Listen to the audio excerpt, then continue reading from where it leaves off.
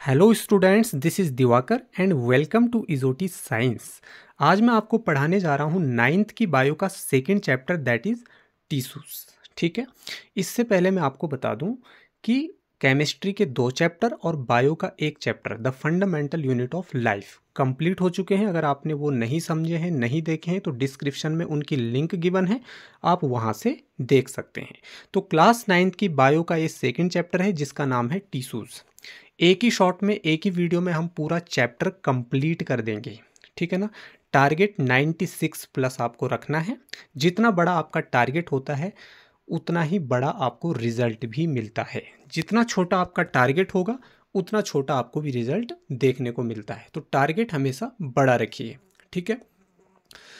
तो before starting the video, यहाँ पर एक मोटिवेशनल कोट आपके लिए बहुत खूबसूरत, only I can change my life. ये हमेशा आपके दिमाग में होना चाहिए कि केवल आप ही वो पर्सन है जो आपकी लाइफ को चेंज कर सकता है। आपके जितने भी डिसीजंस हैं वो सारे आपके हाथ में होते हैं। और हाँ, एक चीज़ और है कि जितने भी डिसीजंस हैं ये सब आपके हाथ में हैं। आपको कितना पढ़ना है, कितना लिखना है, कितनी देर तक ये वीडियो देखना है, ये भी आपके ही हाथ में है। ठीक है। तो अपनी पढ़ाई को और अपने टारगेट को आप जितना ज़्यादा टाइम दोगे उतना अच्छे से आप अपनी लाइफ को चेंज कर सकते हो। तो ये हमेशा याद रखना, only I can change my life. केवल आप ही अपनी लाइफ को चेंज कर सकते हैं, केवल आप ही अपनी लाइफ को चेंज करने के लिए रिस्पॉन्सिबल हो सकते हो। ठीक है। तो इस खूबसूरत कोट के साथ हम अपनी पहली और इंटरेस्टिंग स्लाइड की तरफ मूव करते हैं। तो आपने इससे पहले वाले चैप्टर में देखा और आपको पता भी होगा कि जो ग्रुप ऑफ सेल्स होती हैं, ग्रुप ऑफ सेल्स जो होती हैं ये मिलकर के क्या बनाती हैं? टिश्यू बनाती हैं। टिश्यू बनाती है। तो ग्रुप ऑफ सेल्स को ही हम क्या बोलते हैं? टिश्यू बोलते हैं। ये तो मैंने बहुत बेसिक सी बात आपको बता दी, लेकिन इसकी साइंटिफिक डेफिनेशन क्या होगी वो आपको इस चैप्टर में पता चलेगी। ठीक है। तो जो टिश्यू है, टिश्यू से मिलकर के क्या बनते हैं? ऑर्गन बनते हैं। ये भी आपको पता होना चाहिए। और ऑर्गन से मिलकर के ऑर्गन सिस्टम बनता है और ऑर्गन सिस्टम से ऑर्गेनिज्म बनता है। ठीक है। तो ऑर्गेनिज्म ऑर्गन सिस्टम से बनता है। ऑर्गेनिज्म मतलब पूरी बॉडी। तो ग्रुप ऑफ सेल से आपका टिश्यू बना, टिश्यू से आपके ऑर्गन बने। ऑर्गन जैसे आपका हार्ट, आपकी लंग्स, आपकी किडनीज, है ना, ये सारे एक्सटर्नल इंटरनल सारे ऑर्गन्स। इन सारे ऑर्गन से मिलकर के ऑर्गन सिस्टम बना, जैसे digestive system, nervous system, excretory system, respiratory system, है ना, ये सारे सिस्टम। और ये सब सिस्टम जब कंबाइन होते हैं तो क्या बनता है? ऑर्गेनिज्म बनता है। तो ये बहुत ही बेसिक चीज़ है जो आपको पिछले चैप्टर में अच्छे से बताई गई थी। अब टिश्यू क्या है भाई? तो टिश्यू का मतलब होता है group of cells which are similar in origin, structure and function. ठीक है ना। ये ऐसी ग्रुप ऑफ सेल का स्ट्रक्चर होता है। टिश्यू क्या होता है? ग्रुप ऑफ सेल होती है। अभी जितनी भी सेल होती है ना एक ग्रुप के अंदर, इनका ओरिजिन सेम होता है। मतलब ये ओरिजिन में सिमिलर होती है, मतलब एक ही जगह से इनकी उत्पत्ति हुई है, एक ही जगह से ये ओरिजिनेट हुई हैं। इनका स्ट्रक्चर भी सेम होगा और ये एक स्पेसिफिक फंक्शन को परफॉर्म कर रही होंगी। एक स्पेसिफिक फंक्शन को परफॉर्म कर रही होंगी। इसी को हम बोलते हैं टिश्यू। तो टिश्यू क्या है? ऐसी ग्रुप ऑफ सेल्स हैं, टिश्यू ग्रुप ऑफ सेल्स हैं जो ओरिजिन में सिमिलर हैं, स्ट्रक्चर में सिमिलर हैं और फंक्शन में सिमिलर हैं, एक जैसे हैं। उसको हम क्या बोल रहे हैं? टिश्यू बोल रहे हैं।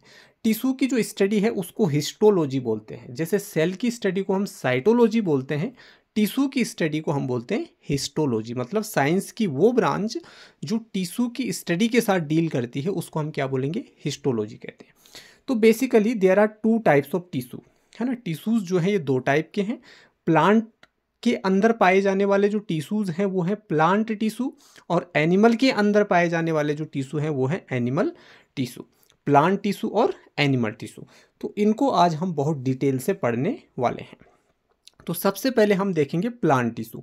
बहुत खूबसूरत चार्ट, फ्लो चार्ट आपके सामने आ गया है। इस फ्लो चार्ट को ना एक तरह से माइंड मैप है, इसको आपको अच्छे से रिमेंबर कर लेना है ताकि चीज़ें आपको याद करने में आसानी हो।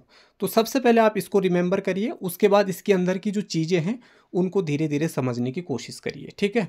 तो इसको देखने के बाद, इस वीडियो को देखने के बाद दोबारा आपको ये चैप्टर पढ़ने की ज़रूरत नहीं पड़ेगी, बस एक बार एनसीईआरटी बुक देख लेना, लिंक कर लेना जो जो चीज़ें मैंने आपको बताई हैं। वैसे मैं एनसीईआरटी की लाइंस के साथ भी कुछ कुछ स्लाइड्स को लिंक करके बताऊंगा कि ये एनसीईआरटी की बुक में किस तरीके से लिखा हुआ है, ठीक है, कैसे आपको इसको पढ़ना है।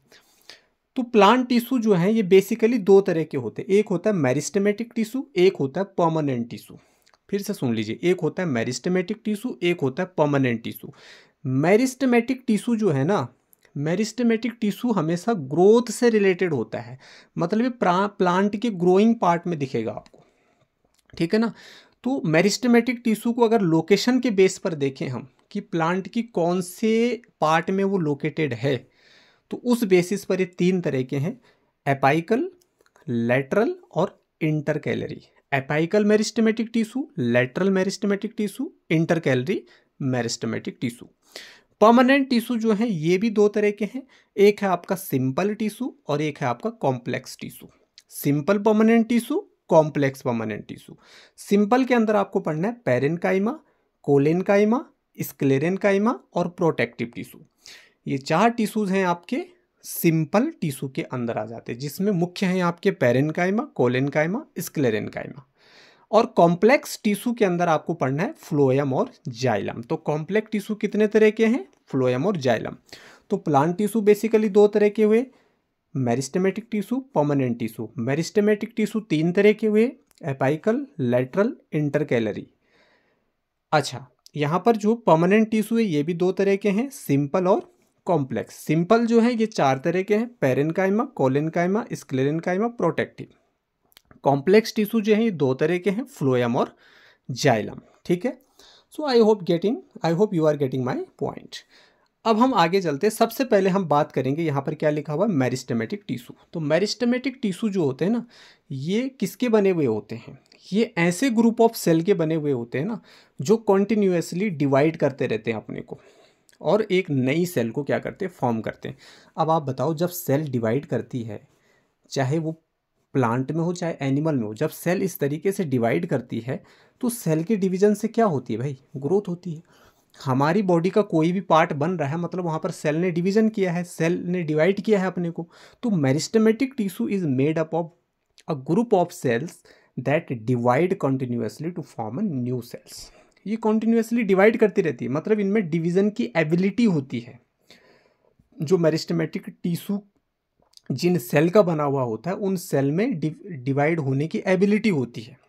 तो this tissue is found in the growing regions of plants. ये इंपॉर्टेंट लाइन है, ये प्लांट के ग्रोइंग रीजन्स में, मतलब ग्रो कर रहे पार्ट में क्या कर रहे हैं, सिचुएटेड हैं, लोकेटेड हैं। जैसे प्लांट का स्टेम ग्रो कर रहा है, प्लांट्स की रूट ग्रो कर रही है नीचे की तरफ, प्लांट की जो ब्रांचेज हैं वो ग्रो कर रही हैं, उसकी टहनियाँ ग्रो कर रही हैं। तो इस तरीके के पार्ट्स में आपका मेरिस्टेमेटिक टिश्यू मिलेगा, ठीक है। सच एज रूट्स हो गए, स्टेम्स हो गए, ब्रांचेज हो गए। तो the function of meristematic tissue is to make plants grow. Plant को ग्रो करने में ये हेल्प करते हैं। प्लांट ग्रो कर रहा है, प्लांट की हाइट बढ़ रही है, प्लांट की लेंथ बढ़ रही है, प्लांट्स की रूट बढ़ रही है, प्लांट की ब्रांचेस बढ़ रही है, उसकी ब्रांचेस ग्रो कर रही हैं, just because of presence of meristematic tissue. Meristematic tissue की वजह से वो ग्रो कर रहा है। समझ आया। तो the cells of meristematic tissue are small and cubical, ठीक है ना, क्यूब की तरह सेल्स होती हैं इसकी, ठीक है, और स्मॉल होती हैं इसकी सेल्स, ठीक है। चलिए आगे बढ़ते हैं। अब जो मेरिस्टेमेटिक टिश्यू हैं ये मैंने आपको बताया, ये तीन तरह के होते हैं। पहला होता है आपका एपाइकल, दूसरा होता है लेटरल और तीसरा होता है इंटरकैलरी। ध्यान से समझना, एपाइकल, लेटरल, इंटरकैलरी। अच्छा, सबसे पहले बात करेंगे एपाइकल की, उसके बाद एनसीईआरटी में एक डायग्राम भी दे रखा हुआ है। देखिए एपाइकल मेरिस्टम देखो, मेरिस्टेमेटिक टिश्यू कहाँ होता है, प्लांट की ना टिप पर होता है। प्लांट्स के जो पार्ट्स हैं ना उनके टिप पर होता है कौन, एपाइकल, ठीक है ना। इंटरकैलरी देखिए, यहाँ पर देखिए जो ये ब्रांच ये आ रही है, इसके जो बेस है यहाँ पर आपका इंटरकैलरी पाया जा रहा है, और लेटरल मेरिस्टेम यहाँ पर पाया जा रहा है, ठीक है। तो आइए देखते हैं क्या है ये। एपाइकल क्या है, present at the tip of the plants root and stem. Plant के रूट और स्टेम के जो टिप वाले पार्ट होते हैं, टॉप वाले पार्ट होते हैं, है ना, उनको टॉप वाले पार्ट होते हैं, वहाँ पर क्या होता है आपका मेरिस्टेमेटिक टिश्यू होता है, एपाइकल टिश्यू होता है, ठीक है। और ये क्या हेल्प कर रहा है, it helps the plants to grow in length, या आप हाइट बोल सकते हो। प्लांट इस तरीके से हाइट उसकी ग्रो कर रही है, तो किसकी वजह से हो रही है, एपाइकल टिश्यू की वजह से हो रही है। लेटरल, लेटरल क्या कर रहा है, it helps to increase the girth. Girth का मतलब उसकी विड्थ या थिकनेस से है, उसकी चौड़ाई, उसकी मोटाई of stem and root in the plants. तो आप गर्थ, विड्थ या थिकनेस वर्ड यूज कर सकते हैं। गर्थ ज़्यादा साइंटिफिक वर्ड है, ज़्यादा टेक्निकल वर्ड है, तो गर्थ आप यूज करिए यहाँ पर, ठीक है।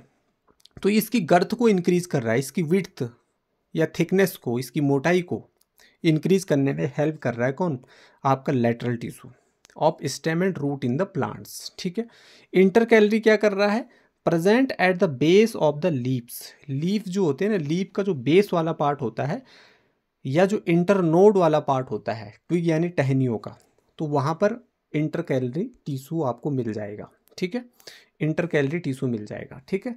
ये देखिए आप, ये लीफ है, लीफ का जो ये बेस वाला पार्ट आपको दिख रहा है, यहाँ पर इंटरकैलरी मेरिस्टेमेटिक टिश्यू आपको मिल जाएगा, ठीक है। टिप पर आपको एपाइकल मेरिस्टेम मिल जाएगा और यहाँ पे आपको लेटरल मेरिस्टेम मिल जाएगा, ठीक है।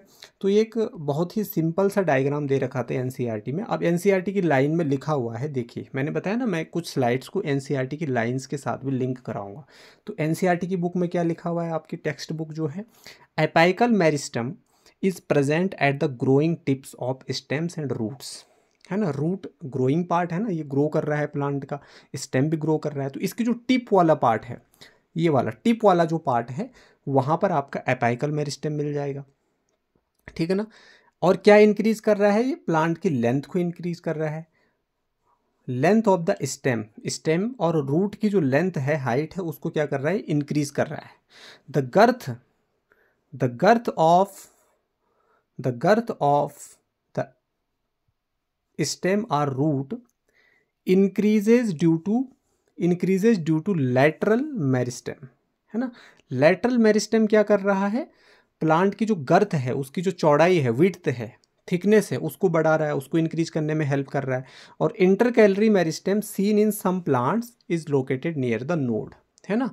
इंटरकैलरी जो होते हैं ना, नोड के इर्द गिर्द क्या होते हैं, लोकेटेड होते हैं। जैसा आपने बांस का पेड़ देखा होगा ना, इस तरीके से होता है, तो इसके बीच में इस तरीके से गांठें होती है, इस तरीके से गांठ होती है, तो इस गांठ को ही हम क्या बोल रहे हैं, नोड बोल रहे हैं। तो इस नोड के अराउंड आपका इंटरकैलरी मेरिस्टेम मिलता है। अब जो ये जैसे बैम्बू बांस है, तो इसके बीच में जो ये जो गांठें होती है ना, तो इन दो गांठों के बीच वाला जो पार्ट है, इसको हम एंटीनोड कहते हैं या इंटरनोड बोलते हैं। क्या बोलते हैं, इंटरनोड बोलते हैं। तो बेसिकली ये इस इंटरनोड की लेंथ को बढ़ाने में भी क्या करता है, हेल्प करता है, इंटरकैलरी मेरिस्टेम, ठीक है। अब मेरिस्टेमेटिक टिश्यू मैंने आपको बताया, यहाँ पर देखिए बेस्ड ऑन पोजीशन है कि इनकी पोजीशन कहाँ पर है प्लांट की। एपाइकल मेरिस्टेम ये हाइट को इंक्रीज कर रहा है, देखो टिप पर है, ठीक है ना। इंटरकैलरी मेरिस्टेम क्या कर रहा है, ये इंटरनोड की जो लेंथ है, देखो एक नोड ये है और एक नोड ये है, अब इसके बीच वाला जो पार्ट है, इसको ये बढ़ा रहा है, इसको ये इंक्रीज कर रहा है, ये इंटरनोड है। दोनों नोड के बीच की जो जगह है, दैट इज इंटरनोड, तो उसको बढ़ा रहा है। और आपका लैटरल मेरिस्टेम क्या कर रहा है, गर्थ को इंक्रीज कर रहा है, गर्थ को क्या कर रहा है, इंक्रीज कर रहा है, ठीक है। तो ये मेरिस्टेमेटिक टिश्यूज हो गए, ठीक है। उसके बाद है सिंपल परमानेंट टिश्यू, ठीक है। सिंपल परमानेंट टिश्यू, मैं फिर से उस फ्लो चार्ट की तरफ आपको ले जाता हूँ। यहाँ पर हमारा ये वाला पार्ट क्या हो गया, कंप्लीट हो गया, ये हमने पढ़ लिया। अब हम परमानेंट टिश्यू में सबसे पहले पढ़ेंगे सिंपल परमानेंट टिश्यू, उसके बाद कॉम्प्लेक्स परमानेंट टिश्यू। तो सबसे पहले हम क्या देखेंगे, सिंपल परमानेंट टिश्यू, ठीक है। तो सिंपल परमानेंट टिश्यू के अंदर सबसे पहले आया आपका पेरेनकाइमा। क्या आया, पेरेनकाइमा। पेरेनकाइमा जो है ना, ये मैकेनिकल सपोर्ट देता है प्लांट को मैकेनिकल सपोर्ट प्रोवाइड करता है और फूड को स्टोर करने का काम करता है। कौन, पेरेनकाइमा। इसकी जो सेल्स होती है वो लूजली पैक्ड होती है और लार्ज होती है, आप देख सकते हैं कितनी लार्ज हैं इसकी सेल्स, ठीक है। ये इसका क्रॉस सेक्शन है, ठीक है। और ये इसका लॉन्गिट्यूडिनल सेक्शन है, ठीक है ना। ये LS है और ये ट्रांसवर्स सेक्शन है यानी TS है, ठीक है। जब आप प्लांट को इस तरीके से काटते हो ना गोलाई में, तो इसको बोलते हैं TS ट्रांसवर्स सेक्शन, और जब आप उसको लंबाई में ऐसे बीच में से काट दोगे तो उसको बोलते हैं लॉन्गिट्यूडिनल सेक्शन, ठीक है ना, LS। तो पेरेन्काइमा हो गया, सेल्स इसकी लूजली पैक्ड होती है, ठीक है ना, ज़्यादा टाइट नहीं होती है मतलब, और इनके बीच में लार्ज इंटरसेलुलर स्पेस होता है। इंटरसेलुलर स्पेस किसको बोलते हैं? सेल के जो बीच का जो स्पेस होता है, सेल्स के जो बीच बीच में जो जगह होती है, that is called intercellular space, उसको बोलते हैं हम इंटरसेलुलर स्पेस। तो इनमें लार्ज इंटरसेलुलर स्पेस देखने को मिलती है, और इनकी जो सेल्स होती है वो लाइव होती हैं, जिंदा होती हैं, ठीक है। तो आप ये देख सकते हैं, जैसे कि मैंने आपको बताया था पिछले चैप्टर में, कि जो प्लांट में जो वैक्यूल होता है वो बहुत बड़ा होता है। तो ये आप देख लीजिए कितनी बड़ी जगह है, ये वैक्यूल हो गया आपका, ये इंटरसेलुलर स्पेस है ना। क्लोरोप्लास्ट, ओबियसली प्लांट है तो क्लोरोप्लास्ट होगा, उसमें क्लोरोफिल होगा, वो फोटोसिंथेसिस भी करेगा, है ना। और ये देखिए साइटोप्लाज्म, ठीक। तो ये हो गया आपका पेरेन्काइमा, ठीक है। तो इतने पॉइंट्स आपको याद रखने इसके। अब है दूसरा कोलेनकाइमा, ठीक है ना। सिंपल में दूसरा क्या है? कोलेनकाइमा, ठीक। सिंपल परमानेंट टिश्यू में क्या है दूसरा? कोलेनकाइमा। अच्छा, परमानेंट टिश्यू में ना जो सेल्स होती है वो डिवाइड नहीं करती, वो परमानेंट हो जाती हैं फिर, ठीक है ना। जो मेरिस्टेमेटिक टिश्यू है वही आगे जा कर के फिर क्या बनेगा? वही आगे जाके किस में कन्वर्ट हो जाएगा? परमानेंट टिश्यू में, क्योंकि मेरिस्टेमेटिक टिश्यू तो ग्रो कर रहा है, जो ग्रोथ है, growth is going on due to meristematic tissue की वजह से ग्रोथ चल रही है प्लांट में, है ना। लेकिन सिंपल परमानेंट टिश्यू परमानेंट है जो, ठीक है ना, जिसमें अब ग्रोथ रुक जाती है, एक टाइम के बाद ग्रोथ रुकती है ना, ऐसा नहीं कि प्लांट बढ़ ही रहा है ऊपर की तरफ, ठीक है। वैसे तो उसमें अनलिमिटेड ग्रोथ हो रही है, ठीक है। अब जो कोलेनकाइमा है, provides mechanical support and flexibility. Plant कितने फ्लेक्सिबल होते हैं, कभी आप किसी टहनी को इस तरीके से मोड़ते हो तो इस तरीके से मुड़ जाती है ना, क्योंकि उसके अंदर ना फ्लेक्सिबिलिटी होती है। किसके किसके कारण? कोलेनकाइमा, क्योंकि उसमें कोलेनकाइमा होता है। तो ये मैकेनिकल सपोर्ट और फ्लेक्सिबिलिटी प्रोवाइड करता है किसको? प्लांट को, ठीक है।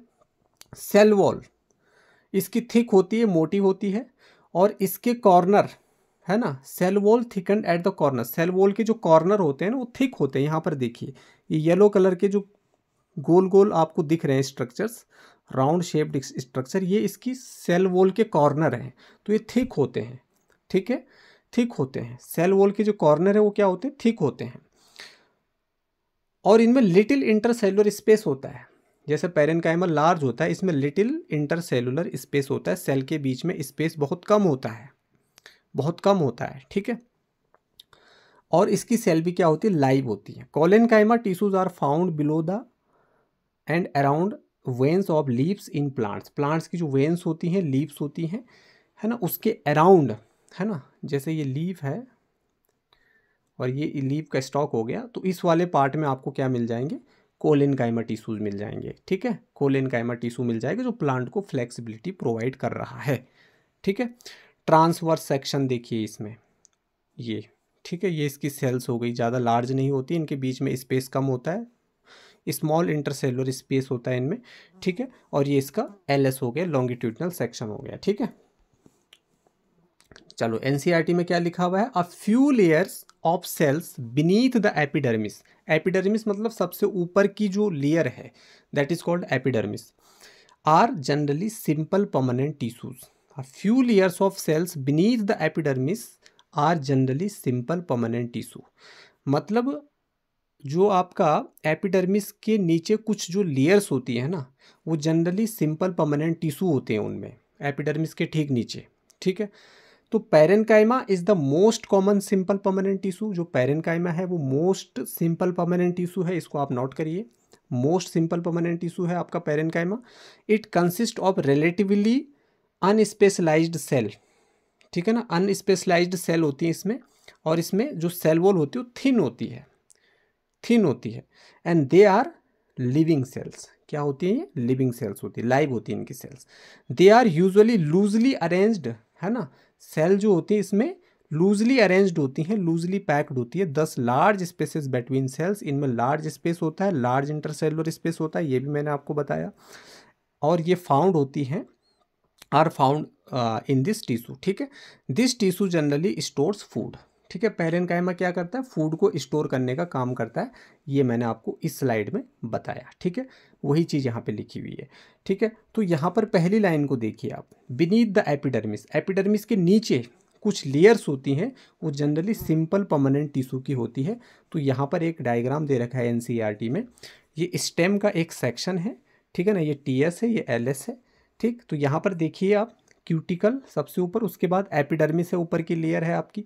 एपिडर्मिस के ठीक नीचे जब आप प्लांट के बाहर का जो उसका बार्क है उसको छीलोगे तो उसके ठीक नीचे मिलेगा आपको कोलेनकाइमा।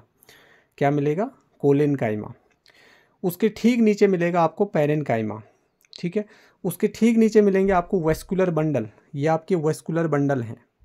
वेस्कुलर बंडल में जाइलम और फ्लोएम दोनों चीज़ें आ जाती। ग्रीन पार्ट है इसका फ्लोएम, और इसमें रेडिश पार्ट जो आपको दिख रहा है वो है जाइलम, ठीक है।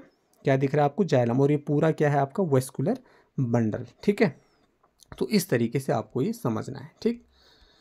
अच्छा, अब यहाँ पर देखिए एनसीईआरटी में क्या लिखा है, इन सम सिचुएशंस, कुछ सिचुएशन में क्या होता है, it contains chlorophyll and performs photosynthesis, ठीक है। देखो ऑब्वियसली इसमें क्लोरोप्लास्ट भी होता है भाई, ठीक है। तो ये जो आपका इसमें कुछ क्लोरोफिल भी होता है, ठीक है। तो इसीलिए इसको हम बोलते हैं क्लोरेनकाइमा। क्या बोलते हैं हम इसको, क्लोरेनकाइमा बोलते हैं।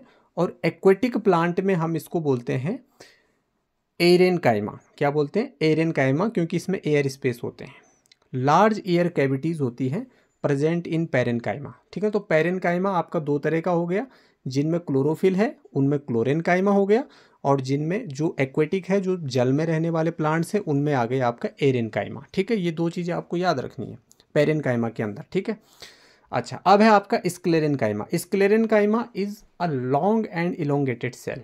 इलोंगेटेड मतलब लंबी सेल्स हैं, ये लॉन्ग सेल्स हैं, ठीक है ना। दीज सेल्स आर डेड, ये डेड हैं, and these cells have lignin deposition. इनमें क्या होता है, लिग्निन होता है, लिग्निन डिपोजिट होता है उनकी सेल के अराउंड। क्या डिपोजिट होता है, लिग्निन डिपोजिट होता है।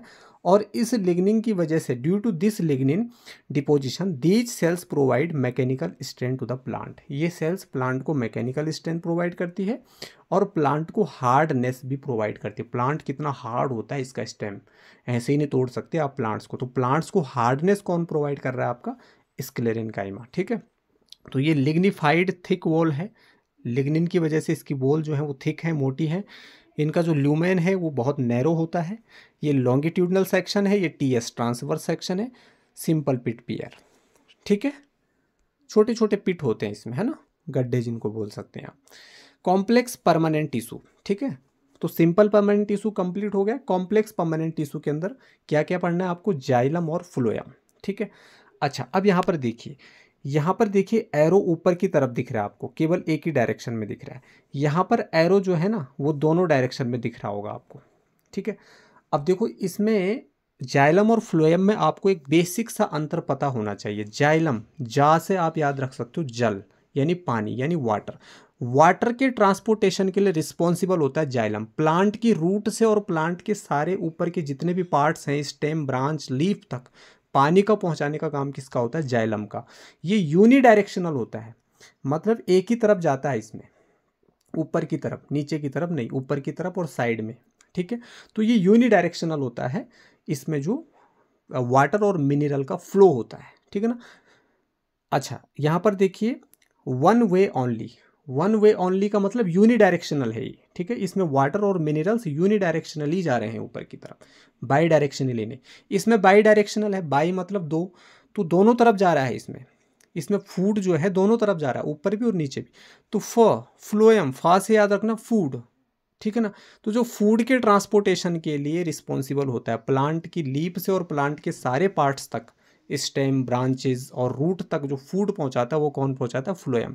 तो फ्लोएम फूड के ट्रांसपोर्टेशन के लिए रिस्पॉन्सिबल है, जाइलम वाटर के ट्रांसपोर्टेशन के लिए रिस्पॉन्सिबल है। फ्लोएम जो है इसमें बाई डायरेक्शनल होता है, सब्सटेंसेस का जो ट्रांसपोर्टेशन होता है, और जाइलम में क्या होता है, यूनी डायरेक्शनल होता है, ठीक है ना।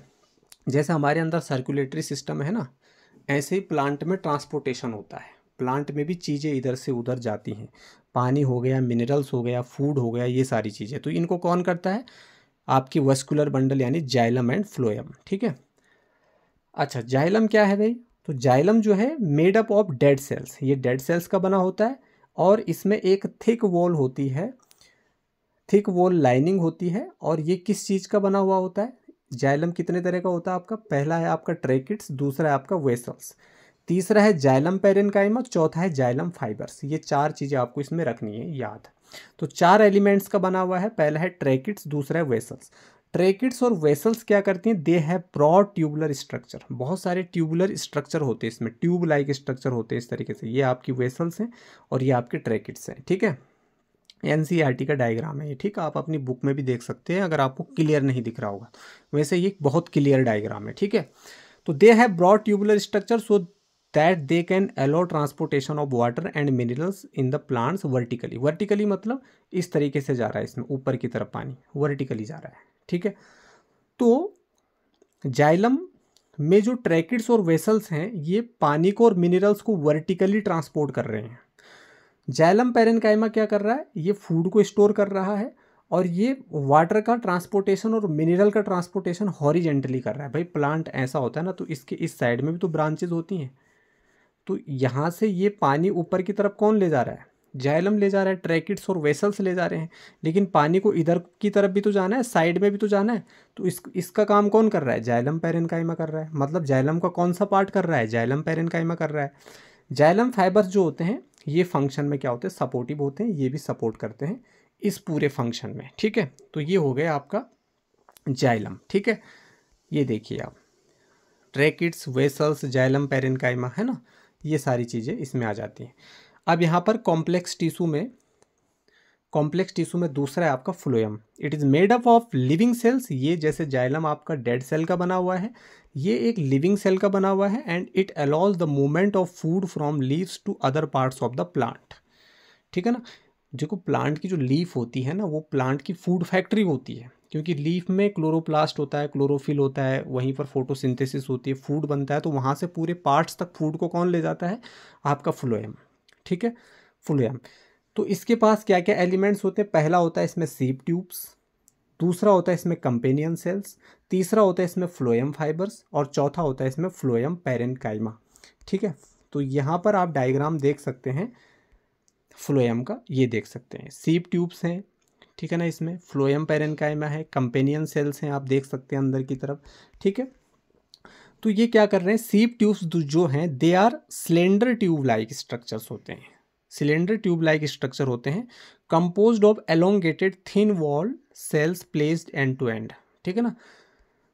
थिन वॉल होती है इनकी, जो सेल वॉल होती है, इनकी जो सेल्स होती है ना, वो थिन होती है, ठीक है ना, पतली होती है। मेन फंक्शन क्या होता है सीप ट्यूब्स का?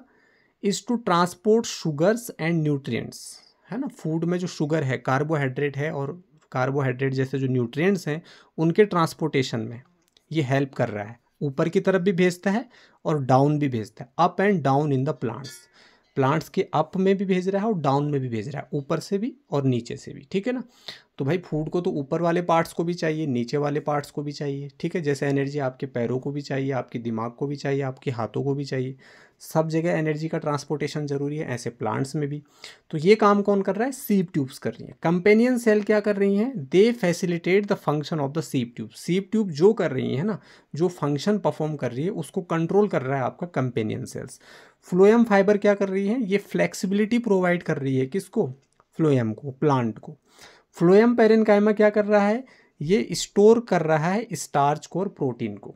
ये न्यूट्रिएंट्स है, स्टार्च कार्बोहाइड्रेट का टाइप है, ठीक है ना, प्रोटीन एक न्यूट्रिएंट है। तो इन दोनों के स्टोरेज में कौन हेल्प कर रहा है? Phloem parenchyma. तो ये इट्स ऑल अबाउट फ्लोएम। तो यहाँ तक आपके प्लांट टिश्यूज क्या हो गए? कंप्लीट हो गए।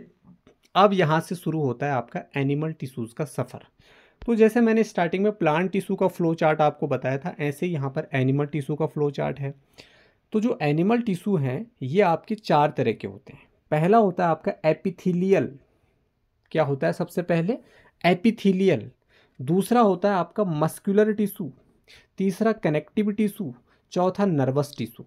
तो ये चार टिश्यूज आपको पढ़ने हैं, किसमें? आपके जो एनिमल टिश्यूज हैं। तो एनिमल टिश्यूज में आपको चार टिश्यूज पढ़ने हैं, epithelial tissue, muscular tissue, connective tissue, nervous tissue. Epithelial tissue जो है फर्दर ये चार टाइप में डिवाइड हैं।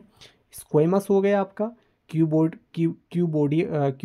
हो गया आपका, कॉलमनार हो गया, कॉलमनार, सिलिएटेड, ग्लैंडुलर, ये सब क्या है आपके एपिथेलियल टिश्यू के अंदर आ जाते हैं। मस्कुलर टिश्यू में आ गया आपके स्ट्रेटेड, है ना, स्ट्रेटेड जिसमें धारी धारी होती है, स्ट्रेटेड, इसमें आप पढ़ेंगे वॉलेंट्री मसल्स। उसके बाद है आपकी स्मूथ, स्मूथ में आ गई आपकी इनवॉलेंट्री मसल्स। अब वॉलेंट्री मतलब जो आपकी विल के अकॉर्डिंग चलती है, जैसे आप अपने हाथ को ऊपर नीचे अपनी मर्जी से कर सकते हो ना, तो आपके हाथ की जो मसल्स हैं वो वॉलेंट्री मसल्स हैं। आपकी जो हार्ट की मसल्स हैं वो इनवॉलेंट्री मसल्स हैं, वो आपके हिसाब से नहीं चलेंगी, वो अपने आप चलेंगी, है ना। आपकी स्टमक की मसल हो गई, है ना, ईसोफेगस की मसल्स हो गई, ठीक है, आपकी इंटरनल ऑर्गन की मसल्स हो गई, वो सब इनवॉलेंट्री हैं, ठीक। कार्डियक मसल्स में क्या आ गया, कार्डियक मतलब हार्ट से बात हो रही, हार्ट की जो मसल्स हैं उसमें आपकी कार्डियक मसल्स आ गई, ठीक है। तो ये है आपकी मस्कुलर टिश्यूज। अगला है आपका कनेक्टिव टिश्यू। कनेक्टिव टिश्यू में आपका आ गया फ्लूइड, स्केलेटल मसल्स, ठीक है ना। अब देखिए यहाँ पर ब्लड हो गया, ब्लड एक कनेक्टिव टिश्यू है, लिम्फ, है ना, ये भी एक कनेक्टिव टिश्यू है, बोन हो गया, कार्टिलेज हो गया, एरियोलर हो गया, एडिपोज हो गया, लिगामेंट हो गया, टेंडन हो गया। तो इनके जितने भी इंपॉर्टेंट चीज़ें हैं ये मैं सारे डिस्कस करूंगा। और अगला है आपका नर्वस टिश्यू, यानी आपके दिमाग से रिलेटेड चीज़ें यहाँ पर आएंगी, ठीक है। अच्छा, अब हम एक एक करके इनको डिस्कस करते हैं। सबसे पहले है आपका एपिथेलियल टिश्यू। तो एपिथेलियल टिश्यू क्या कर रहा है, it is a protective covering forming. ये एक प्रोटेक्टिव कवरिंग है, एपी मतलब हो गया सबसे ऊपर की कवरिंग, है ना, सबसे बाहर की कवरिंग। तो ये प्रोटेक्शन प्रोवाइड कर रहा है, ठीक है ना, प्रोटेक्शन प्रोवाइड कर रहा है। जैसे आपकी बाहर की पूरी स्किन है, ठीक है ना, ये आपकी अंदर की चीज़ों को प्रोटेक्ट कर रही है, ठीक है। तो ये एक प्रोटेक्टिव कवरिंग है ना। तो इसी को हम एपिथेलियल टिश्यू कर रहे हैं, ठीक है ना। थिन होती हैं, ये क्या होती है, थिन होती है। तो इसमें सबसे पहले स्क्वेमस एपिथेलियम, इसमें जो लाइनिंग होती है, जैसे माउथ की लाइनिंग हो गई आपकी, ईसोफेगस हो गया आपका, है ना, फूड पाइप, इसकी लाइनिंग हो गई, ये किसकी बनी होती है, स्क्वेमस एपिथेलियम की बनी होती है। क्यूबोइडल, क्यूबोइडल में क्या आ गया आपका, इन द लाइनिंग, जैसे किडनी की लाइनिंग हो गई, किडनी की जो मसल्स हैं, है ना, ट्यूब्यूल्स एंड सलाइवरी ग्लैंड्स जो हो गई, ये किसकी बनी हुई है, ये किसकी बनी हुई है, क्यूबोडियल एपिथेलियल टिश्यू की बनी हुई है, ठीक है ना। तो इसमें क्यूबोइडल एपिथेलियल टिश्यू होता है, ठीक है ना। कॉलमनार, कॉलमनार का मतलब हो गया पिलर, पिलर लाइक, ठीक है, पिलर लाइक, पिलर की तरह जो होती है उसको हम बोलते हैं कॉलमनार। तो columnar epithelium in the intestine and columnar epithelium with cilia, इसमें सीलिया भी होते हैं जो मूवमेंट में हेल्प करती हैं, जो मूव कर सकती हैं। In the lining of respiratory tract, तो रेस्पिरेटरी ट्रैक हो गया आपका, ठीक है। और आपका इंटेस्टाइन की लाइनिंग हो गई, इसमें क्या होता है आपका कॉलमनार एपिथेलियम होता है, ठीक है। इसी तरीके से आपका आता है स्ट्रेटिफाइड स्क्वेमस एपिथेलियम, ठीक है, एक मिनट,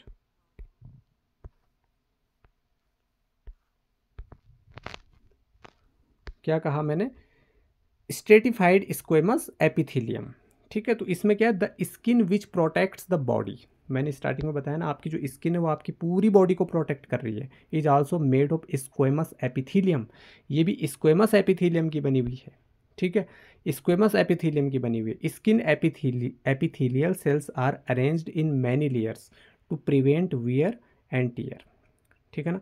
बहुत सारी लेयर्स में क्या होती हैं, अरेंज्ड होती हैं, बहुत सारी लेयर्स होती हैं इसकी, ठीक है ना। Since they are arranged in a pattern of layers the epithelium is called stratified squamous epithelium, क्योंकि इसमें बहुत सारी लेयर्स होती हैं इसलिए इसको क्या बोलते हैं, स्ट्रेटिफाइड स्क्वेमस एपिथेलियम बोलते हैं, ठीक है।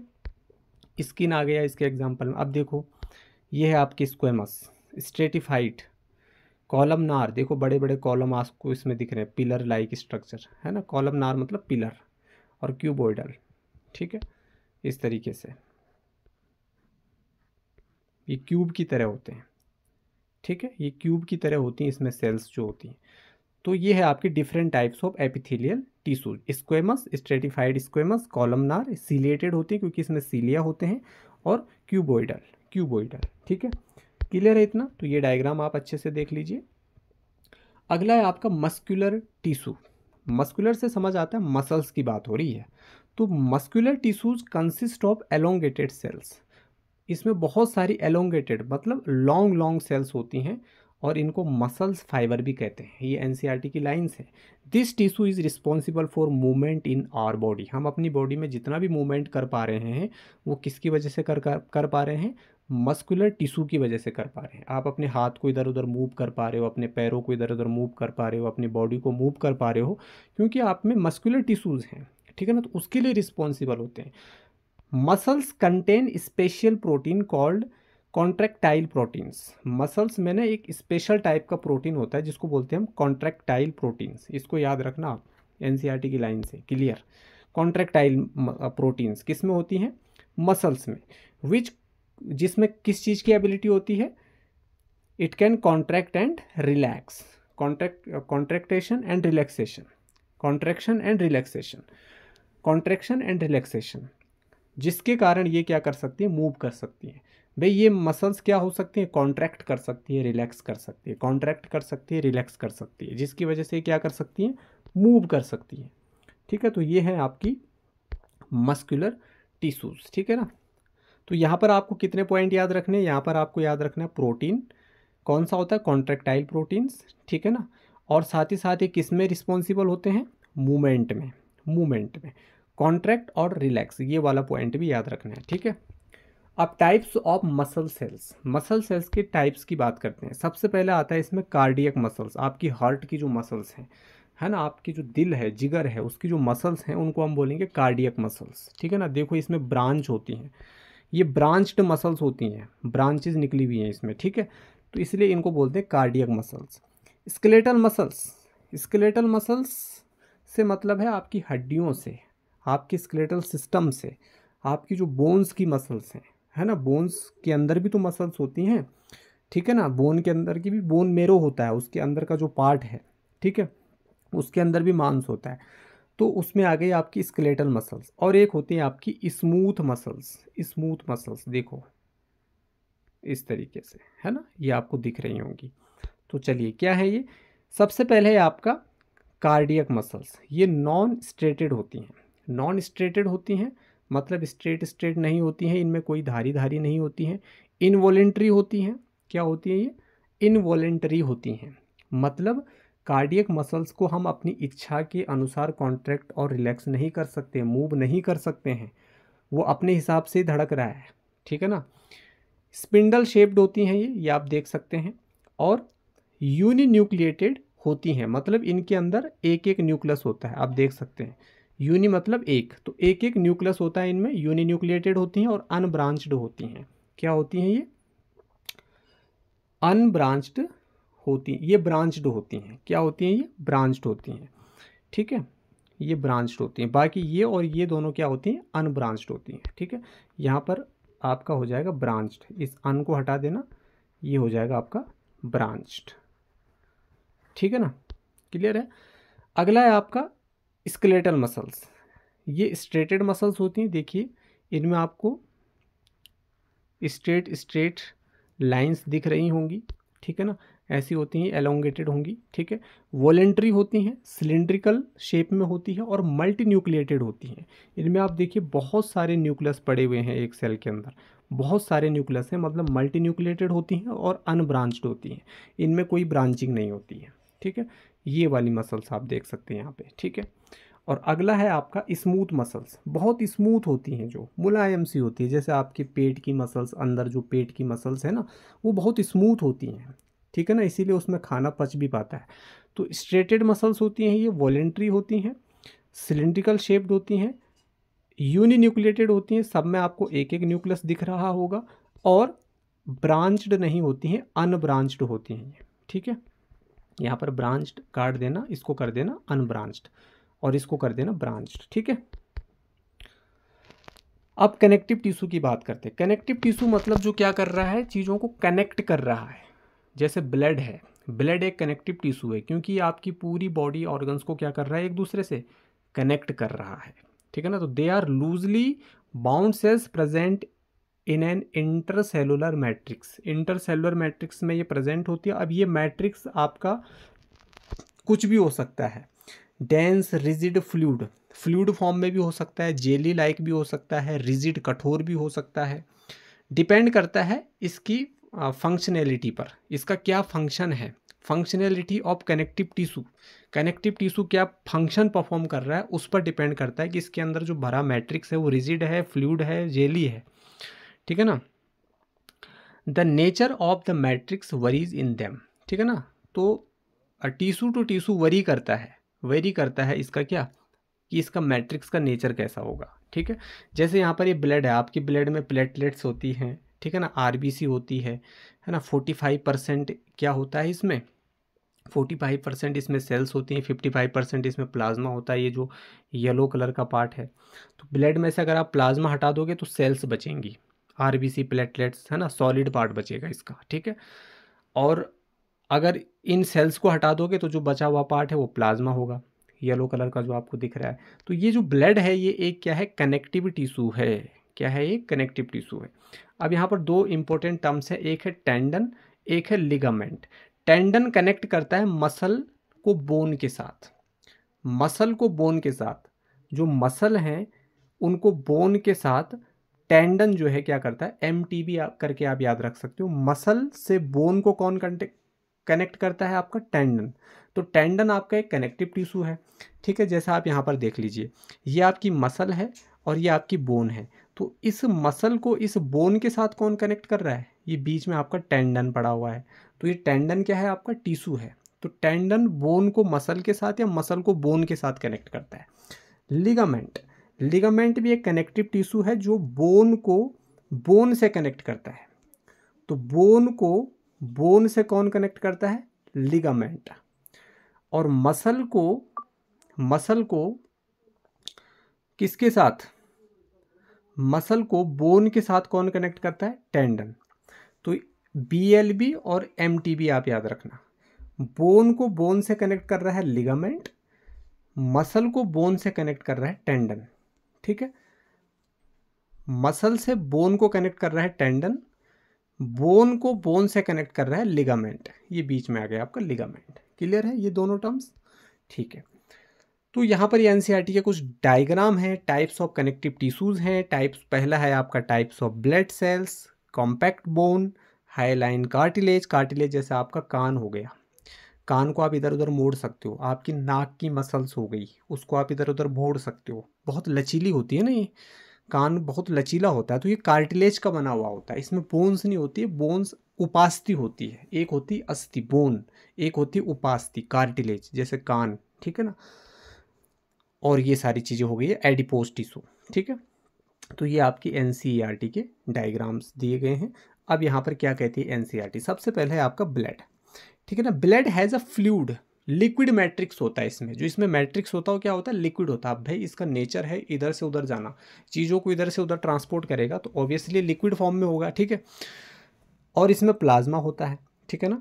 इसका जो लिक्विड पार्ट है उस मैट्रिक्स को बोलते हैं प्लाज्मा। तो ब्लड में जो मैट्रिक्स भरा हुआ है उसको हम प्लाज्मा कह रहे हैं। और इस प्लाज्मा में आपकी आरबीसी होती है, आरबीसी यानी रेड ब्लड कैप्सूल्स, आरबीसीज, ठीक है। और डब्ल्यूबीसी होती है, वाइट ब्लड कैप्सूल्स, डब्ल्यूबीसीज, एंड प्लेटलेट्स होती हैं। ये इसमें क्या होती है, सस्पेंडेड होती हैं, क्योंकि एक सस्पेंशन है ना। मैंने आपको बताया था ना सेकंड चैप्टर में, सॉल्यूशन वाले चैप्टर में, सस्पेंशन क्या होता है ना, कोलोइड क्या होता है, ट्रू सॉल्यूशन क्या होता है ना। तो ये इसमें सस्पेंडेड होते हैं।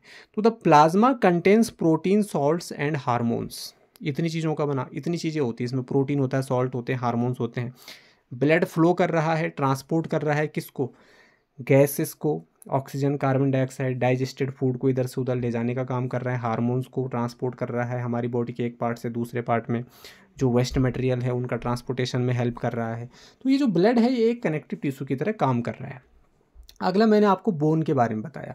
तो bone is an another example of connective tissue. It forms the framework that supports the body, है ना। ये एक फ्रेमवर्क की तरह काम कर रहा है।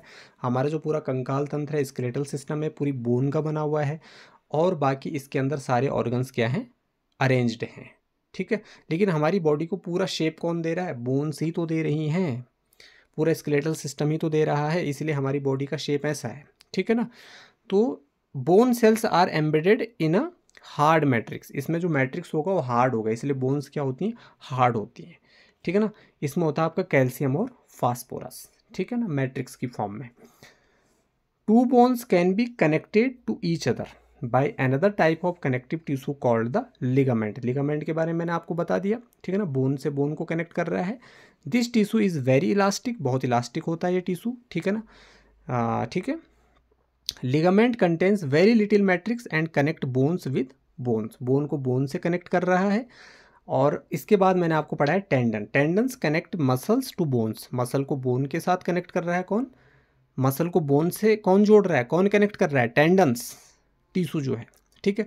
तो ये सारी चीज़ें मैंने आपको बता दी है स्लाइड में, ठीक है। Another type of connective tissue है आपका कार्टिलेज, कार्टिलेज के बारे में मैंने आपको बता दिया, जैसे आपका कान हो गया, आपका नाक हो गया, इसमें कार्टिलेज होते हैं, बहुत स्मूथ होती हैं ये बोन, बहुत स्मूथ होती हैं जो कार्टिलेज वाली बोन्स होती हैं, ठीक है ना। तो कार्टिलेज वाली बोन्स जो हैं ये बहुत स्मूथ होती हैं, ये मैंने आपको बता दिया। एरियोलर कनेक्टिव टिश्यू है आपका, ये होता है स्किन और मसल, आपकी जो स्किन है और मसल है उसके बीच में एक टिश्यू होता है, उसको हम बोल रहे हैं एरियोलर टिश्यू। ये ब्लड वेसल के अराउंड होता है, नब्स के अराउंड होता है और बोन मेरो में होता है, ठीक है। It फिल्स the space inside the organs, supports internal organs, internal organ को एक सपोर्ट कर रहा है, and helps in repair of tissues, tissue की मेंटेनेंस, उसको अच्छे से रिपेयर करने का काम कर रहा है आपका, ठीक है। अच्छा, अगला आता है आपका एडिपोज टिश्यू। यहाँ पर एक एनसीईआरटी क्वेश्चन पूछता है, where are fats stored in our body, हमारी बॉडी में जो फैट है वो कहाँ स्टोर हो रहा है, तो फैट स्टोरिंग एडिपोज टिश्यू है जो स्किन के ठीक नीचे होता है, बिलो द स्किन ये प्रेजेंट होता है आपका adipose tissue, between internal organs के बीच में भी होता है, ठीक है। The cells of this tissue are filled with fat globules, fat के ग्लोब्यूल्स इसमें प्रेजेंट होते हैं, और ये क्या स्टोर कर रहा है, storage of fats also lets it act as an insulator, है ना, इंसुलेटर की तरह क्या कर रहा है, काम कर रहा है, ठीक है। और सबसे लास्ट में आते हैं आपके नर्वस टिश्यू, ठीक है। नर्वस टिश्यू जो है ये स्पेशलाइज्ड टिश्यूज़ हैं हमारी बॉडी के, specialise to conduct signals, signal को कंडक्ट करने का काम कर रहे हैं। जब आप 10th में जाओगे वहाँ पे कंट्रोल एंड कोऑर्डिनेशन वाला चैप्टर पढ़ोगे तो वहाँ पर आप नर्वस सिस्टम के बारे में बहुत डिटेल से पढ़ने वाले हो, ठीक है ना। तो हमारी बॉडी में जो सिग्नल ट्रांसफ़र होते हैं, जैसे आपके हाथ पर किसी ने कुछ चुभाया तो वहाँ से उसका सिग्नल आपके ब्रेन तक पहुँचाने का काम कौन कर रहा है, कैसे ये सारी चीज़ें कंडक्ट हो रही हैं, इनको हम बोल रहे हैं इलेक्ट्रिकल इम्पल्स, ठीक है ना। आपकी ब्रेन से आपकी बॉडी तक सिग्नल का पहुँचना, आपकी बॉडी से आपकी ब्रेन तक सिग्नल का पहुँचना, ये इलेक्ट्रिकल इम्पल्स की फॉर्म में जाता है, इनको हम बोल रहे हैं इलेक्ट्रिकल इम्पल्स। जो सिग्नल है वो वेव्स की फॉर्म में जाते हैं, उनको हम इलेक्ट्रिकल इम्पल्स बोलते हैं, ठीक है ना। तो आपका जो नर्वस टिश्यू है it is made of neurons, यानी नर्व सेल का बना हुआ है आपका पूरा नर्वस सिस्टम, ठीक है ना। और ये नर्व सेल्स जब आपस में मिलती हैं तो ये बनाती है आपकी नर्वस टिश्यू। तो आपके नर्वस सिस्टम के पार्ट है ब्रेन, स्पाइनल कॉर्ड और नर्व्स, ठीक है ना। जो आपकी वर्टिबल कॉलम है, रीढ़ की हड्डी है, बैकबोन है, उसके अंदर एक स्ट्रक्चर होता है उसको स्पाइनल कॉर्ड बोलते हैं, और आपकी नर्व्स हो गई, इन सब से मिल करके बनता है आपका नर्वस टिश्यू। तो ये सारी चीज़ें किसकी बनी हुई है, आपका ब्रेन, आपका स्पाइनल कॉर्ड, आपकी जो नर्व्स हैं ये किसकी बनी हुई है, नर्वस टिश्यू की बनी हुई है। किसकी बनी हुई है, नर्वस टिश्यू की बनी हुई है, जो सिग्नल को कंडक्ट करती है आपकी ब्रेन से आपकी बॉडी तक, आपकी बॉडी से आपकी ब्रेन तक, ठीक है। इतनी सी चीज़ें थी, और एक छोटा सा डायग्राम है आपकी बुक में, यहाँ पर ये आपका एक न्यूरॉन का डायग्राम है, ये एग्जाम में भी पूछा जा सकता है, ठीक है ना। तो स्टार मार्क कर दिया मैंने इस पर। तो इसमें देखिए ये जो है ये है आपकी सेल बॉडी, इसको हम साइटोन भी बोलते हैं, क्या बोलते हैं हम इसको, साइटोन, ठीक है। तो ये आपकी सेल बॉडी है, ये इसका न्यूक्लियस है और ये डेंड्राइट है। ये इस साइड में आपकी जो ये ब्रांच निकली हुई है, ब्रांच्ड होता है, इन ब्रांचेस को हम बोलते हैं डेंड्राइट। क्या बोलते हैं हम इसको, डेंड्राइट बोलते हैं, ठीक है। ये वाला जो आपको पार्ट दिख रहा है इसको हम क्या बोलते हैं, एक्सॉन बोलते हैं। और सबसे लास्ट जहाँ पर ये एंड हो रहा है इसको हम बोलते हैं नर्व एंडिंग। नर्व एंडिंग के बाद दूसरा न्यूरॉन शुरू होता है, तो दूसरे न्यूरॉन जहाँ पर ख़त्म होता है वहाँ से फिर तीसरा न्यूरॉन शुरू होता है। तो जो भी सिग्नल आते हैं वो पहले आपके डेंड्राइट में आते हैं, फिर सेल बॉडी में जाते हैं, फिर एक्सॉन में जाते हैं, फिर नर्व एंडिंग में, और यहाँ से अनदर न्यूरॉन में पास होते हैं, ठीक है। तो ये है आपका neuron, unit of nervous tissue. तो नर्वस टिश्यू की जो यूनिट है जिससे मिलकर के वो बना है उसको हम कह रहे हैं न्यूरॉन या नर्व सेल, न्यूरॉन या नर्व सेल। ठीक है, तो इस तरीके से यहाँ पर हो जाता है ये आपका ये चैप्टर क्या फिनिश। ठीक है ना। और अगर आप यहाँ तक पहुँच गए हैं और आपको ये वीडियो कैसा लगा, ये चैप्टर कितना समझ में आया, कौन से पॉइंट्स हैं जिनमें आपको अभी भी कुछ कन्फ्यूजन है, तो आप कमेंट में कमेंट कर सकते हैं। और हाँ, बायो का एक चैप्टर ऑलरेडी कंप्लीट हो गया है, उसकी लिंक डिस्क्रिप्शन में आपको गिवन है। केमिस्ट्री के भी फर्स्ट के 2 चैप्टर कंप्लीट हो गए हैं, उन दोनों चैप्टर्स की लिंक भी डिस्क्रिप्शन में गिवन है, वहाँ से आप उसको देख सकते हैं। तो बायो के हमारे 2 चैप्टर क्या हो गए, फिनिश हो गए, the fundamental unit of life और दूसरा है आपका टिश्यूज। ठीक है ना। तो आज के लिए हम इतना ही रखते हैं, मिलते हैं एक नए और फ्रेश चैप्टर के साथ। अगर आप if you are new for this channel you can subscribe to this channel, और आप इसको लाइक भी कर सकते हैं एंड शेयर भी कर सकते हैं जो पढ़ने वाले बच्चे हैं, आपके जो क्लासमेट्स हैं। ठीक है ना। तो आज के लिए इतना ही रखते हैं, तब तक के लिए हंसते रहिए, मुस्कुराते रहिए और मिलते हैं एक नए और फ्रेश चैप्टर के साथ। Thanks for watching.